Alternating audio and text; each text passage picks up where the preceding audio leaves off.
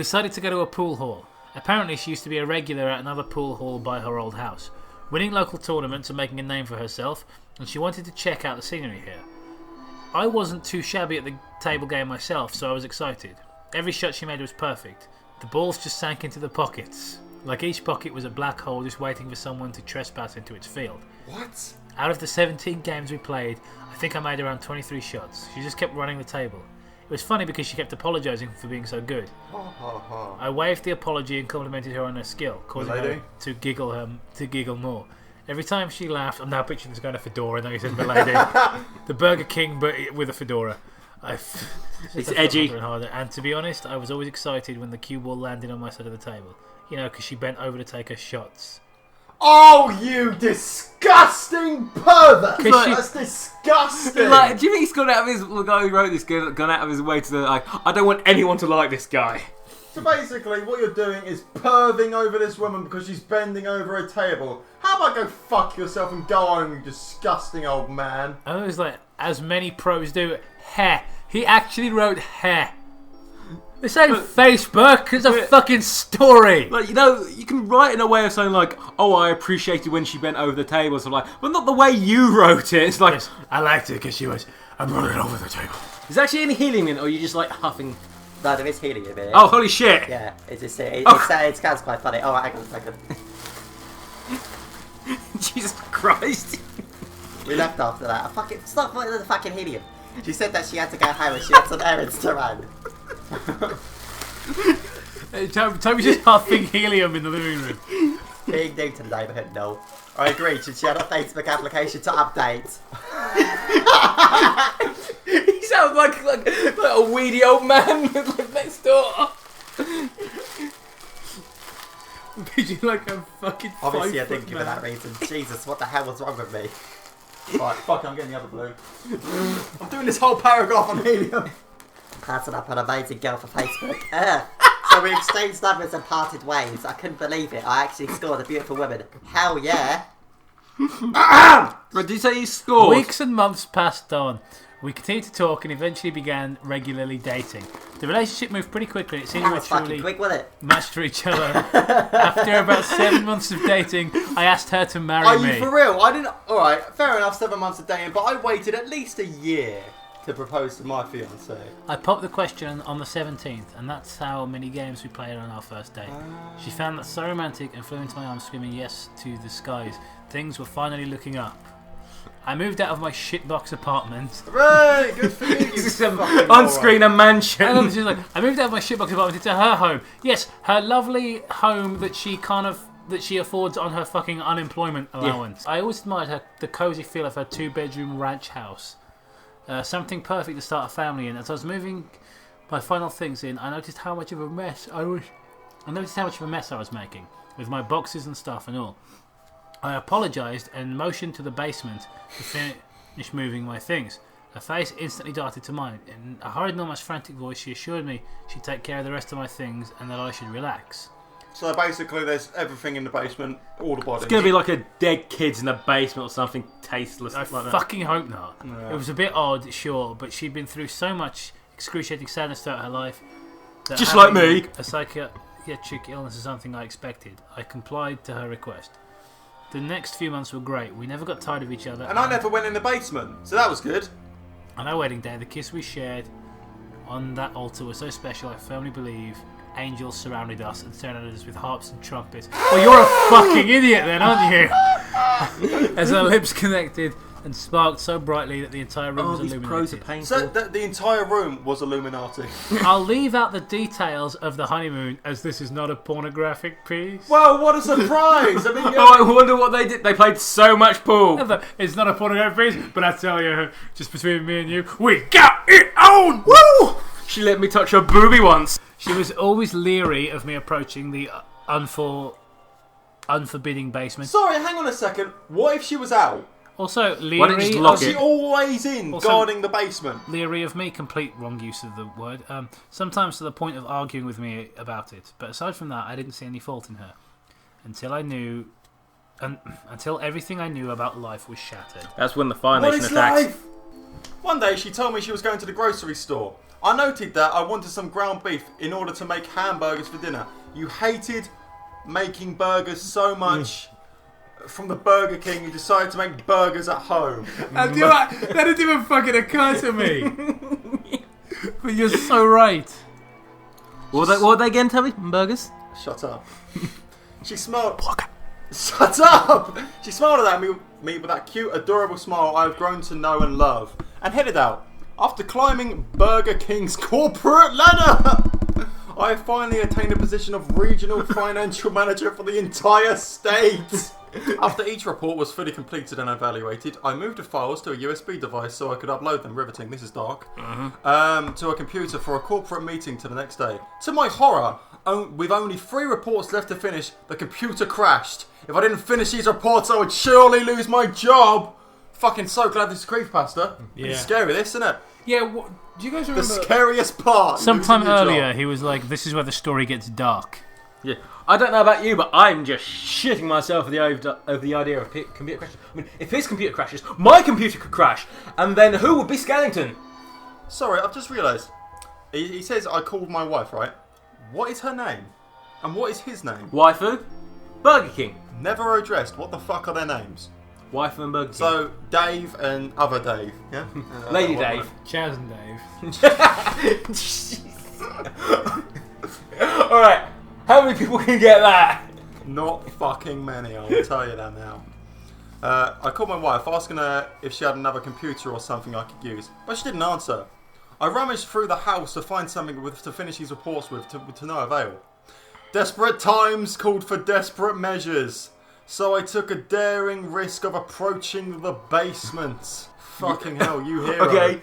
Here we go, back with the door porn. The handle was unusually cold and not horny tonight. I had to get her in the mood.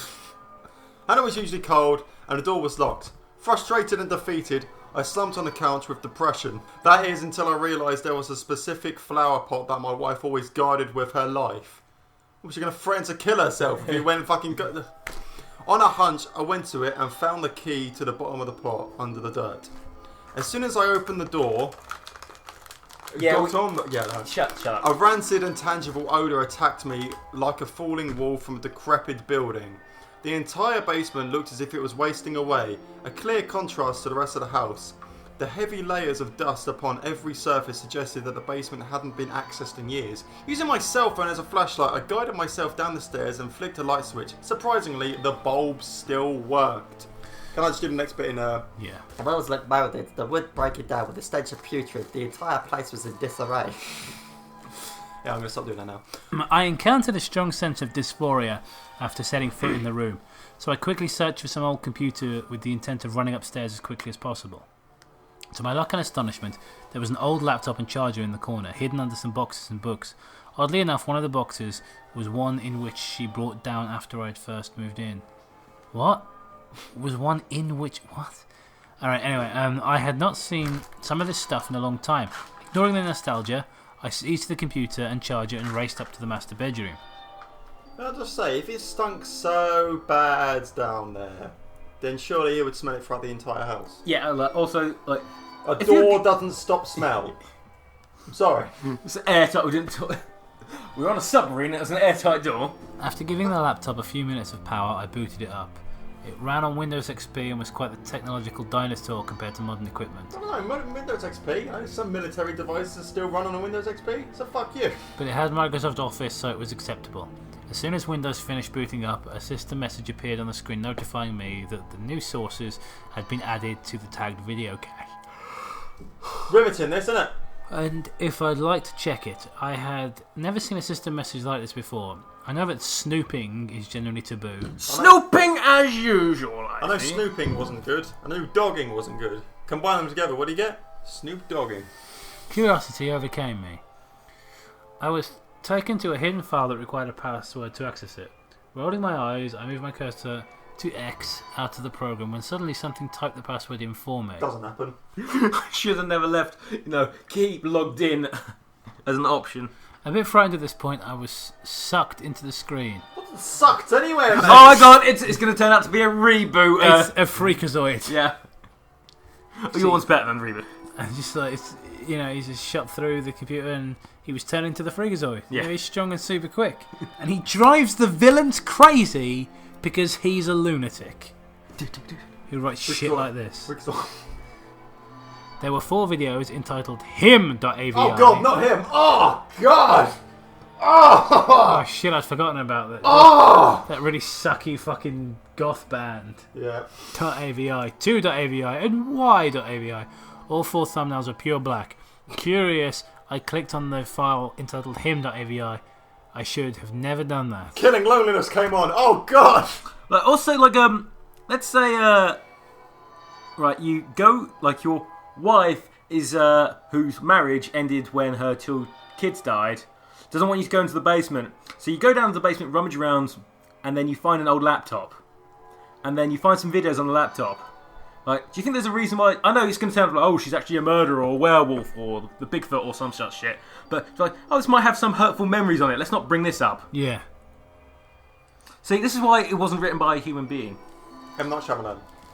The video was extremely shaky and grainy. I could barely make out the Cloverfield figure of a man tied to a chair with some sort of a metallic rope.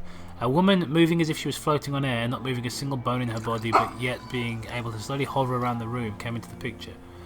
To my horror, she brought out a knife and started slowly cutting the man. The man screamed in brutal pain as the woman slowly cut him to pieces. Blood poured from his mouth and all his lacerations as the woman dug the knife in deeper. His clothing was slowly stripped from his body, and after each article was removed, she used a lighter to set all of his newly exposed hairs on fire. Lovely. Covered in horrific burns and terrifying cuts, the man had stopped screaming and was now simply bawling. He occasionally screamed out "wife," but that was all he could muster. Way! Each time he did, the woman stabbed him again. She began laughing as the man began vomiting blood and entrail. Jesus. What the fuck How's that even How the hell do possible? you vomit entrails from a stab wound? She picked up the small, solid pieces of the vomit with the knife and slowly licked the knife clean. Man, she's into some kinky shit! Giggling like a schoolgirl. She then proceeded to gouge the fucking cow. Shaken and horrified. No, shaking instead. Shaken and Shake and horrified. The shakenator. Shaken and horrified. Shaking Stevens. Shake, rat, and roll! Shake, shake, shake. Shake your booty. I clicked 1.avi. Boom! I had Shake the room! to know How many more what was can we going do? on. This time, it was a young boy about 8 years old bound to a chair. We know where this is going. This is gonna get cut. Alright, let's go. Confusing in a search of my head and tears. Such things to fool this boy. Video was same quality as last one. However, the background was much brighter. No one can hear what you're saying, Toby. Falling apart in ruin. The woman floated over to the boy, much like she did in the last video, and kissed him gently on the cheek. She slowly brought heat lamps, the source of the brightness mentioned before, over to the boy one by one until the entire video was white. After a while, the camera was dim so the boy could be seen again. The innocent look once seen at the beginning of the video turned into one of excruciating pain. I'm not reading the rest of that. Hang on, blah blah blah blah blah blah blah blah. Why? Blah blah blah blah blah blah blah See, blah blah. Toby, why do you have to do that every time I say I'm not reading the rest of it? The people can fucking read, alright? Right, so she went over to him and then she gave him some cake and puppies, then moving on. She then took a knife and carved "I deserved this" into the child's melting torso, and again, I needed to see the next one. Why? Surely you would wait Call for your... the police. Yeah, surely you would wait for your wife Hey, to come home with a baseball bat. I found my wife's laptop in there, and she apparently turns into some sort of ghost thing and murders people. Yeah, I'm sorry, but if you know, in the Creepypasta universe, if you call the police, they'll instantly be there. So why not call the police? Yeah, crime stops the moment the police are called. Yeah. How bad? I had to witness this. Yes, anyway. This had to be stopped. With such a determination that I clicked on 2.avi. This time there was no one strapped to the chair. Instead, an infant car seat was in the chair with what seemed to be a newborn infant. Fuck you!